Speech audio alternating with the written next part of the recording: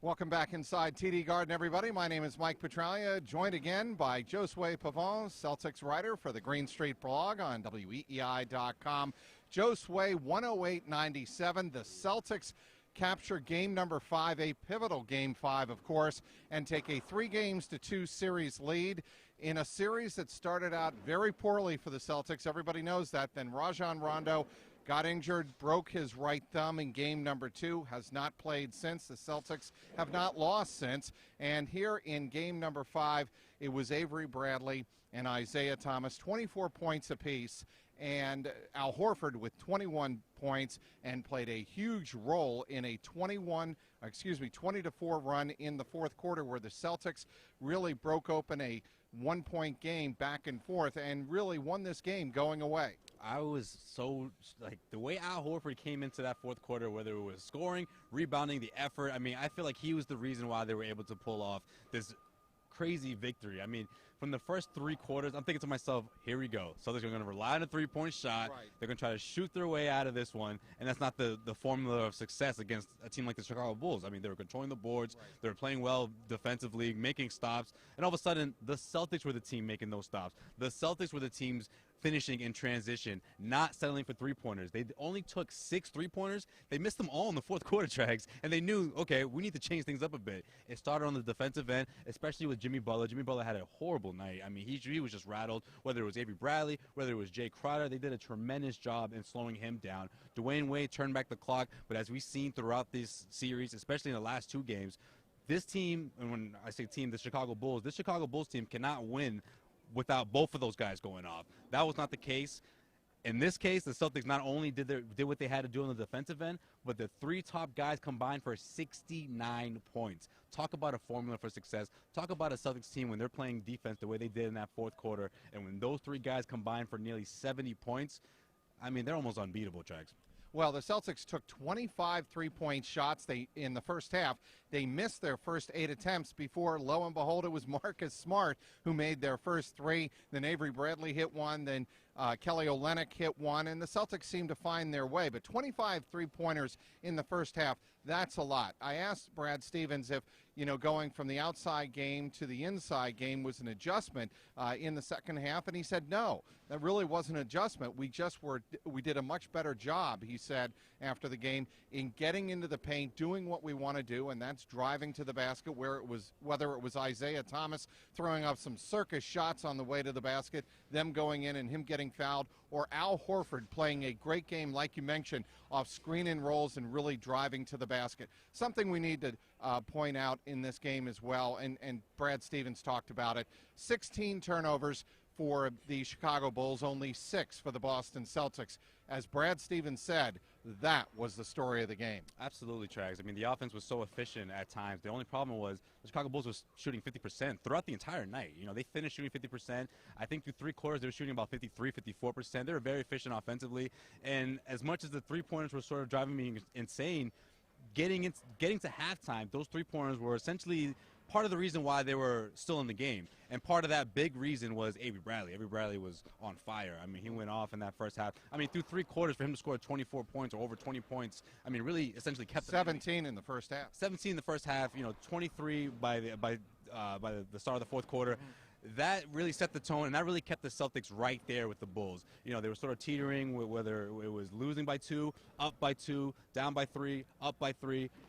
In comes the defensive stops. In comes Al Horford at the 8-minute mark, and I just can't say enough about what he meant to this game in that fourth quarter. He was really the focal point on offense. The offense ran through him, and that's something that Brad Stevens brought up. We talk about how throughout the entire regular season, I feel like Al Horford is just sort of overlooked. You look at his stats, you look at his numbers, and you say to yourself, oh, well, okay, he's a 15-point guy. He grabs about 6, 7 rebounds, all this money. Why is Al Horford this big free agent that everyone talked about going into the regular season? But you forget about the little things, the things that don't show up on the stat sheet, the things that we saw in that fourth quarter, the effort, the way he finds his guys, the way the offense is constantly moving when he's in the focal point. And that was the case in the fourth quarter. He did a little bit of everything, whether it was effort, whether it was scoring, whether it was rebounding. I really think Al Horford came out of his shell in terms of being that fourth quarter guy that we've been looking for the entire year. Brad Stevens pointed that out as well. He said, look, everybody who has followed this Celtics team all season long knows the offense goes through Al Horford's hands because he's one of the best passers on the team and has some of the best vision on the team of any player on the court. You mentioned the three-pointers, and I think this is a critical point. Three-pointer that Jimmy Butler hit at the end of the third quarter put the Bulls up 81-79, and like you were saying earlier, here we go again. Everybody was kind of dreading what was to follow. Would Jimmy Butler get his game going in that fourth quarter? That was not to be the case, as the Bulls really lost their composure. They picked up a couple of technicals in the fourth quarter, complaining about calls. Dwayne Wade said, look, we're the road team. We know we're not going to get the cooking, were his words after the game. So he was trying to tell his team, we got to hang in.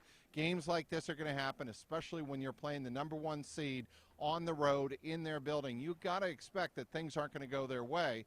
And that was the case. The Celtics took advantage, the 20-4 run in the fourth quarter, and put this game away. Yeah, once it got to a double-digit deficit, I feel like that's when the Bulls really started panicking. Because let's face it, this is, of course, a crucial game. I mean, now the Bulls have to beat the Celtics 2 times in a row, whereas they would have been in better shape, of course, with a win. So I feel like once the Celtics were up by 10 points, they were really frustrated. They were trying to find a rhythm, trying to find a run to cut that deficit in half. And then, of course, it blew over. Robin Lopez got that technical foul. Crowd goes nuts. I mean, the whole momentum just swung into the Boston Celtics' favor. Isaiah Thomas did what Isaiah Thomas has been doing all year long in the fourth quarter. Incredible to still see that, even this late in the postseason after everything he's been through. Man, it was a group win, a group effort track. I mean, the whole starting five, I feel like, played a part, especially those 3 guys. Again, they all combined for 69 points and really closed the door on the Bulls in that fourth quarter. Isaiah Thomas took some time to take some good-natured ribbing after the game, talking about the defense he was able to provide with Avery Bradley on a lot of switching.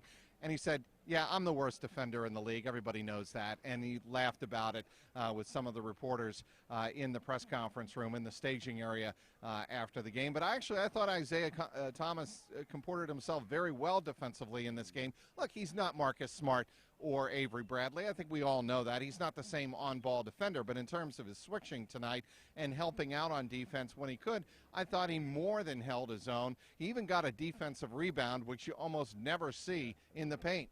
Yeah, that's true. I was a little concerned in the first half because it seemed like the Chicago Bulls backcourt was sort of pushing him down low from off the ball, off screens, and they were sort of finding him down, whether it was Jimmy Butler or whether it was Dwayne Wade, down low, sort of posting him up, and I was like, uh-oh.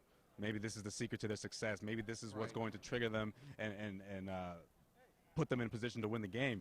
But Brad Stevens made the adjustments he needed to make, put him in a position where he wasn't getting caught down low. And, of course, we have to give credit to a lot of those guys who help him. Jay Crowder, Avery Bradley, Marcus Smart. These are some of the best defenders in the East. When you talk about pure one-on-one defenders, we all know Avery Bradley is the all-NBA team defender. But, Jay Crowder's not that far behind him. Marcus Smart, I still think he still has a ceiling for how good of a defender he can be in this league. And those guys really do mask some of Isaiah Thomas's shortcomings. However, like you said, though, to your point, he really did keep up when he could. And for the shortcomings that he did on the defensive end, he more than made up for it in the fourth quarter. I'd be remiss if I didn't ask you about the question of the night post game to one Fred Hoiberg. What question are you talking about, Chad? Which one? I think it was something about somebody, Celtic, who got accused of traveling by the Chicago head coach, and somebody asked Fred Hoiberg, so, Coach, do you think he traveled? It's a legitimate question, Trags. What? Who asked it? He was complaining about it last game. I want to ask him, hey, did the refs miss a couple of calls tonight? Did he do it behind their back? Is he getting away with it again? And I don't know. I didn't get much of a response. He said no, so I guess that was enough of a response, given the fact that it was a mic drop and a walk-off.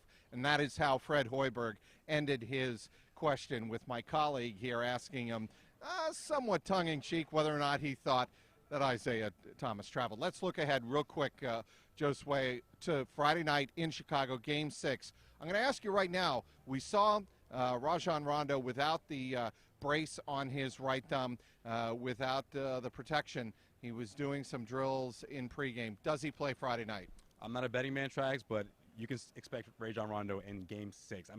If the Bulls were to win this game, I would say maybe they wait for Game 7. Right. But, this is a situation where Rajon Rondo he can't miss out on this. And let's not forget, It is a contract year. I mean, if Rajon Rondo can come back and propel the Bulls to push this to 7 games, that's worth millions. That's worth millions. I mean, even one strong performance under, so much stress and under, health concerns for him to come up big in a Game 6, that's worth millions. So I think there's a great chance we see Rajon Rondo. How the Bulls respond, how the Celtics retaliate, because, of course, Game 2 was the ugliest that we've seen the Celtics in this series. It's going to be interesting, especially on their home floor. But I can't wait to see it because the Celtics team sort of needs to prove. I mean, maybe they don't need to prove that they can beat this team with Rajon Rondo, but it'll sure be nice to see.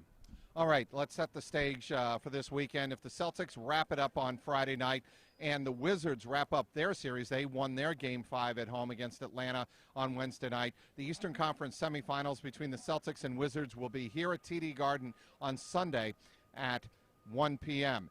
If the Bulls pull off game number 6 in Chicago, game 7 of the Celtics Bulls will be here in Boston on Sunday again at 1 o'clock. So there will be a game here on Sunday unless the Wizards and Hawks go to game 7 and the Celtics close it out in game number 6. Celtics would get some extra rest in that scenario. All right, that'll be a wrap for the Celtics and Bulls in game number 5, won by Boston 108-97. Josue Pavon has complete coverage on the Green Street blog on WEEI.com.